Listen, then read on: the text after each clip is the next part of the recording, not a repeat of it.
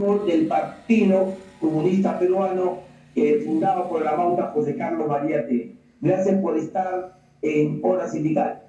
Bueno, muchas gracias a ustedes por la invitación y estoy a su disposición lo que sea posible. La pregunta inicial es, ¿qué enfoque tienen ustedes sobre el actual proceso electoral? ¿Cómo lo están mirando? Bueno, efectivamente, el país está a puertas de un proceso electoral sumamente importante en donde se va a elegir a los representantes del Senado y los representantes de la Cámara de Diputados y además los representantes del Poder Ejecutivo, y por lo tanto son los que van a conducir el país en los próximos quinquenios. Bueno, nosotros consideramos que llegamos al proceso electoral en una situación sumamente difícil, puesto que el país está gobernado por un bloque, una coalición mafiosa conformada por partidos políticos que han gobernado y controlado el poder desde el Parlamento, es decir, han impuesto un parlamentarismo de facto en la cual el Ejecutivo finalmente se ha convertido en una caja de resonancia. Lo que quiere decir de que es el Parlamento el que ha tomado las más importantes decisiones. Prueba de ello es la destitución de Pedro Castillo como presidente constitucional de la República y la designación de Dina Boluarte, que como ya quedaba acreditado no se cumplía el procedimiento.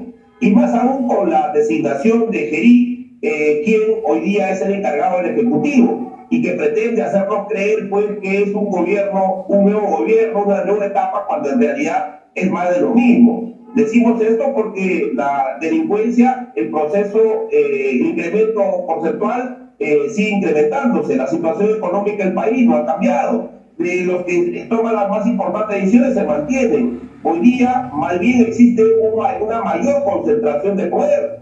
Y lo que ha ocurrido, por ejemplo, en esta reunión que ha habido secreta o en un restaurante o un alto funcionario o un empresario, si eso hubiese ocurrido con el expresidente Pedro Castillo, obviamente hoy día hubiese sido vacado, pero nadie opina, nadie señala lo que está ocurriendo, y menos el Ministerio Público. Entonces, esto evidencia de que este gobierno está blindado, pues, y es más de lo mismo. Entonces, en esas circunstancias difíciles, controladas el Estado por este grupo mafioso, finalmente lo que se está llevando a cabo las elecciones, y consideramos de que estamos frente a un fraude blanco. Lo que sí es claro es que el Congreso ha puesto 8 de los 10 presidentes de los últimos 9 años, lo cual evidencia que la pelea ya no está en el presidente, sino en el Congreso. Bueno, efectivamente, es lo que he señalado en su oportunidad, estamos frente a un parlamentarismo de facto. El sistema parlamentario, que predomina en Europa es el que elige o designa a los miembros del Poder Ejecutivo. En este caso estaríamos frente a ese modelo, más allá de que el marco constitucional no lo establezca. Porque si nosotros miramos nuestro ordenamiento constitucional, vamos a encontrar de que el modelo que predomina en el país es un modelo presidencial, en lo que significa que el Ejecutivo es el que conduce los destinos del país. En este caso ocurre lo contrario. Entonces eso evidencia que el Parlamento tiene mucho poder, y ahora aún más con la Cámara de Senadores, quien tiene amplios poderes para tomar decisiones en el país. El concepto de pluralidad, entendido como bicameralidad, ha sido totalmente cambiado, tergiversado, orientado hacia consolidar a los actuales congresistas que en más de 90 están yendo a la reelección. Efectivamente, o sea, la bicameralidad, si bien nuestra historia constitucional ha predominado como un modelo mayoritario, por decirlo de alguna manera, sin embargo existió una consulta popular en la cual los ciudadanos expresaron su rechazo al modelo bicameral, y lamentablemente este Congreso ha legislado en contra de la opinión ciudadana y más bien ha impuesto la bicameralidad, pero no como una necesidad política de representación, sino más bien como un mecanismo que permita la reelección y continuar manejando los destinos del país, tal como lo han hecho en todo caso en el último quinquenio. Por eso es que las leyes han posibilitado que lleguemos hasta 38 organizaciones políticas y fundamentalmente para poder de manera dispersa llegar al Congreso. Bueno, esta dispersión que existe en materia electoral, nosotros consideramos que forma parte de una estrategia. Y esa estrategia de los grupos que controlan hoy el Estado, es decir, divide y reinarás. En este caso, existe múltiples organizaciones políticas que participan en el proceso electoral, lo que significa que el voto se va a dividir o se va a dispersar, y obviamente en esa dispersión, quien tiene mayor manejo en los medios de comunicación, quien tiene mayor manejo en la prensa, quien tiene mayores recursos, quien tiene economía, y donde finalmente se ha demostrado de que las economías que financian las campañas electorales por lo general son economías ilegales, entonces son los que se van a imponer. Entonces es evidente que la economía ilegal es la que va a financiar las campañas por un lado, y por otro lado los grandes medios de comunicación son los que van a imponer los candidatos a través de las encuestas, que es lo que está ocurriendo. En consecuencia, consideramos de que avanzamos hacia un fraude blanco. Un fraude blanco, usted persiste en una situación de acusación, en todo caso, al Jurado Nacional de Elecciones, al Congreso de la República. ¿Esa es la visión que tienen los comunistas?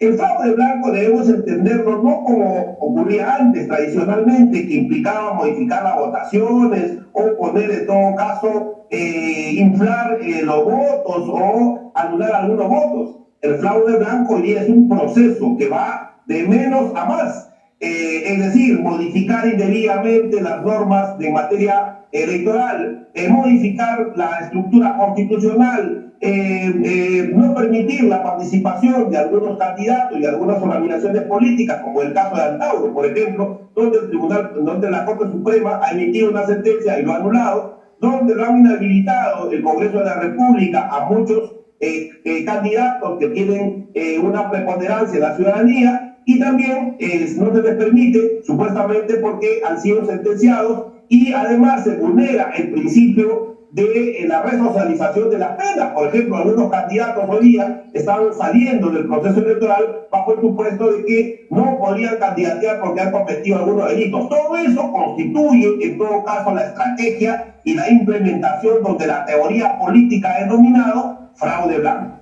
En ese contexto, ¿cómo enfrentan ustedes este proceso electoral? ¿Qué tareas, qué acciones se están planteando para evitar de que este fraude se consolide? Bueno, lamentablemente nosotros tenemos que señalar de que efectivamente el proceso de inversión que forma parte de esa estrategia también ha tenido una incidencia en las fuerzas de izquierda y en las fuerzas progresistas, porque lamentablemente no se ha logrado pues establecer lo que el partido en algún momento planteó, que era avanzar hacia un solo frente electoral, una sola candidatura y un solo programa. Esa propuesta que nosotros, y seguro coincidíamos con otras fuerzas políticas, lamentablemente no se ha materializado.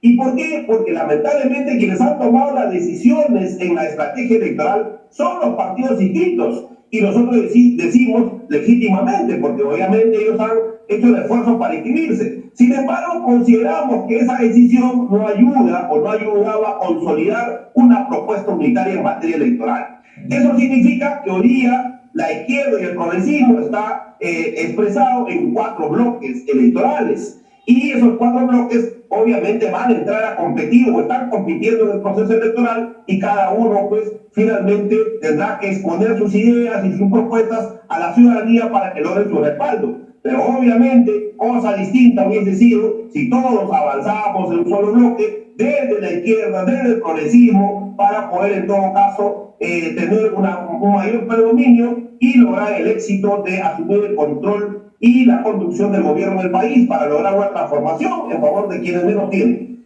Los candidatos, tanto de Ahora Nación como de Venceremos, que hemos entrevistado, han planteado la necesidad de fortalecer una estrategia que combata a la ultraderecha, ¿no? E inclusive tener una mirada de llegar al Congreso ambos sectores u otros más, sea pues el bloque de resistencia.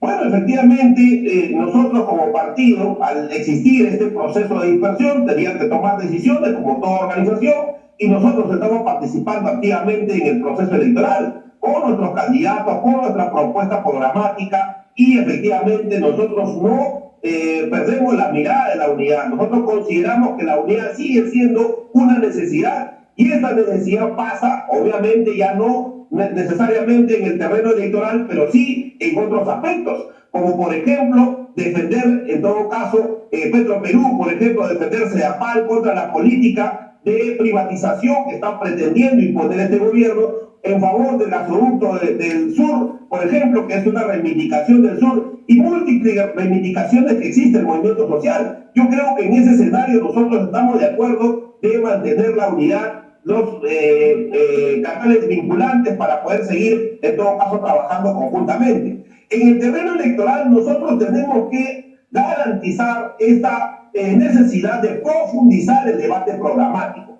Tenemos que priorizar el debate programático, no las peleas pequeñas o las pequeñas incidencias o situaciones que no nos ayudan a fortalecer en todo caso una propuesta unitaria desde la izquierda, desde el movimiento progresista. Por eso nosotros seguimos insistiendo en la necesidad de avanzar hacia un acuerdo, hacia un pacto político que permita enfrentar conjuntamente una campaña estratégica contra la coalición que hoy día gobierna el país, que lamentablemente tiene el control de los medios de comunicación en lo que se van a imponer. El bloque, digamos, democrático que usted plantea de izquierda, ¿se cierra allí o también puede, o están tratando con otras candidaturas? Bueno, nosotros como partido tenemos que precisar que tenemos un acuerdo político. Y este acuerdo político es un acuerdo programático sobre 10 puntos. Y uno de esos 10 puntos implica la unidad del pueblo peruano. Es decir, nosotros consideramos que no puede haber proceso de transformación democrática del país si no hay unidad del pueblo.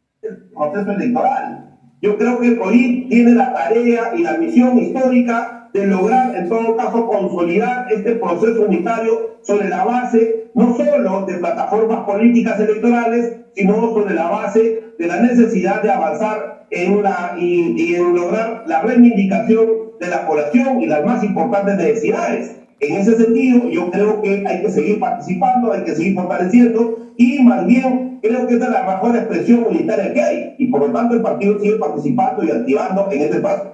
El anticomunismo, el terruqueo, las difamaciones han empezado a salir en los medios de comunicación, tanto masivos como en las redes. ¿Cómo enfrentar este trabajo, estas acciones de la derecha que está empujando a difamar a los candidatos del pueblo?